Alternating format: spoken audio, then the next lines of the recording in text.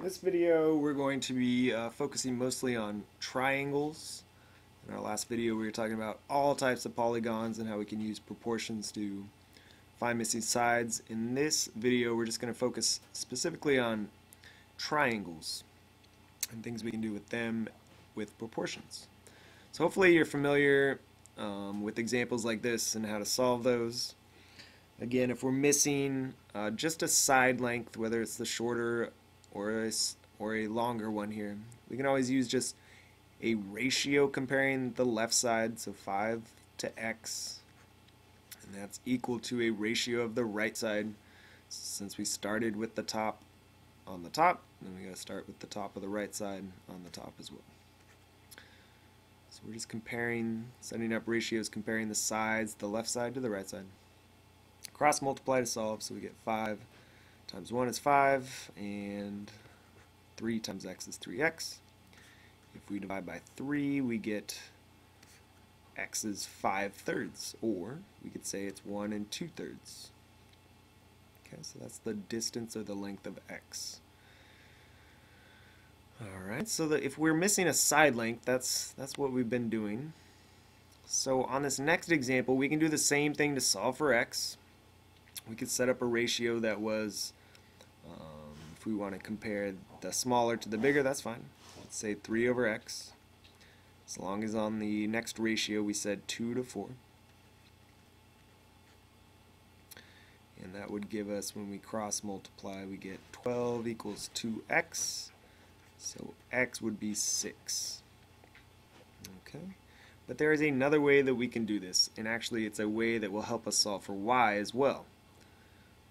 So if we actually break this triangle up into 2 separate triangles, it may help us set up some different proportions.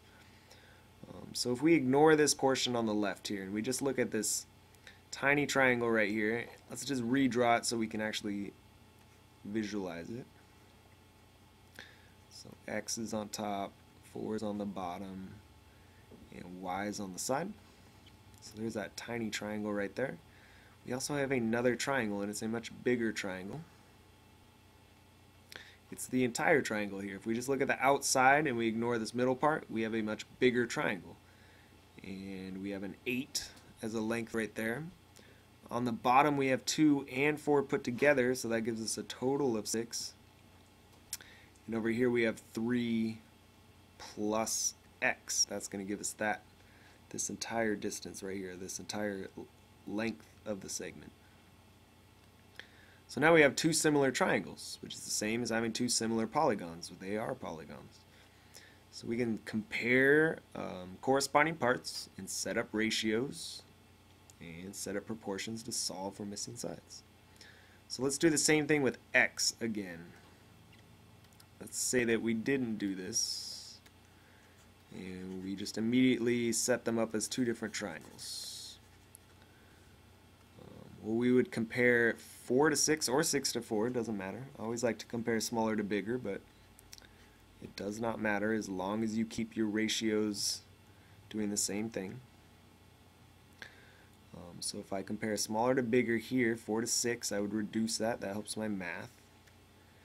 You don't have to necessarily reduce in order to solve a proportion, but it does make the math a lot easier. So that scale factor is 2 to 3. So if I want to solve for x, I would set up x to 3 plus x.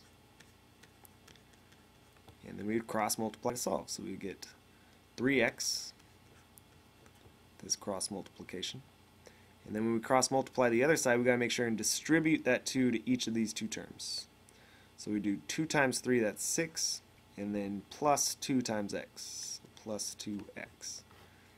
And then solve for x, I would probably subtract 2x just to keep my x positive. So x equals 6.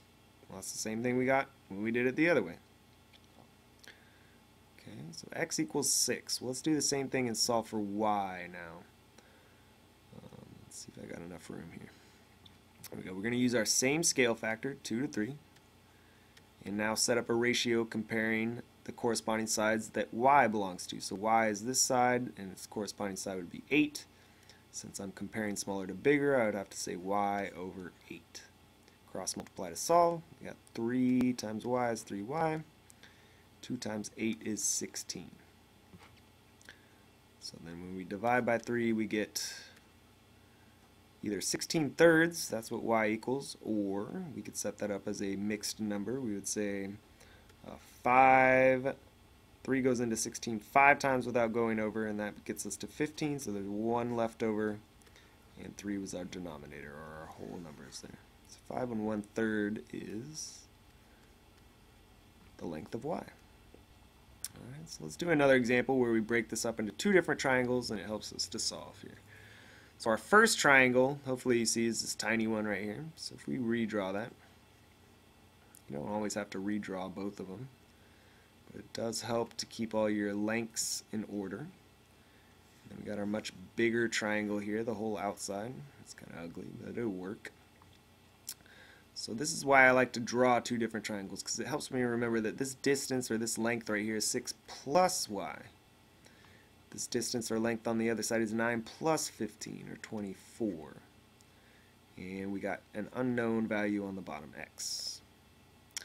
So always use 2 corresponding sides that we know the values of in order to solve for our scale factor. So we know only 9 and 24, the right sides. Set that up as a ratio. Reduce. I would divide top and bottom by 3 and get 3/8. That's my scale factor. So I need to say 3/8 equals and set up my other ratio to solve for a missing side. Let's do x first. So since I compared smaller to bigger, I need to make sure and do the same thing here. So 12 over x. Cross multiply, we get 3x equals 12 times 8. That's a tricky one. We can do 10 times 8, that's 80, plus 2 times 8, which is 16, so that gets us to 96. If we divide by 3 to solve for x, 3 goes into 9 3 times, and 3 goes into 6 2 times, so 32 is our length for x. Alright, let's solve for y. We use our same scale factor, 3/8. Set it equal to our corresponding sides that involve y. So we got 6 and 6 plus y. So smaller to bigger, 6 on top, 6 plus y on the bottom, cross multiply to solve. 8 times 6 is 48, and distribute that 3 to both these terms here. 3 times 6 is 18, plus 3y. Subtract 18. And keep solving for y. That's 30 equals 3y. So if I divide by 3, I get y equals 10. So that would make this length here on the left side 6 plus 10, which would be 16. Alright, let's do another example. This is probably the trickiest example we'll do, just because we have to kind of visualize our 2 triangles. It requires us to reflect and rotate all of our transformations here. So hopefully you can notice this small triangle here on the left. Let's just draw that one. Just redraw it just like it looks. Right angle down there at the bottom corner. So 10 is the value there, 6 is the value there, and 8's the value there. Let's take a look at the large triangle, the triangle that creates the whole outside here. I want to make it look similar to this. So I want it to be facing the same direction. I want my corresponding angles to be in the same spot. And that just helps us find our corresponding sides a lot easier. If it looks similar, then we don't have to mess around with it as much. So in order to do that, in order to get this right angle here on the bottom first, if I just pick it up from this corner, if I pick it up and rotate it this way, counterclockwise this way, then I would get my triangle to look like that, right? So I just tipped it over on its side, and that put 10 on the bottom, x on the left, and 8 plus y, this diagonal here. But I want it to look like this triangle. So what do I need to do is reflect it, like turn the page on it, so that I took this tip right here and I turned it over to this side. So now x is on this side, 10 still on the bottom, and 8 plus y is now on that side. So now my two triangles look a lot more similar, and I can set up my ratios to solve for our missing x and y here. So let's find the scale factor, look at two corresponding sides that we know the values for. Well, those are the two bottom segments, so 8 over 10. 8 over 10 reduces if I divide by 2 to 4/5. So I'm using 4/5 to set up proportion. Let's solve for x first. Since I'm comparing smaller to bigger, I got to do the same with my corresponding sides here on the right. So 6 over x. What's going on here? 6 over x. Cross multiply to solve for x equals 30.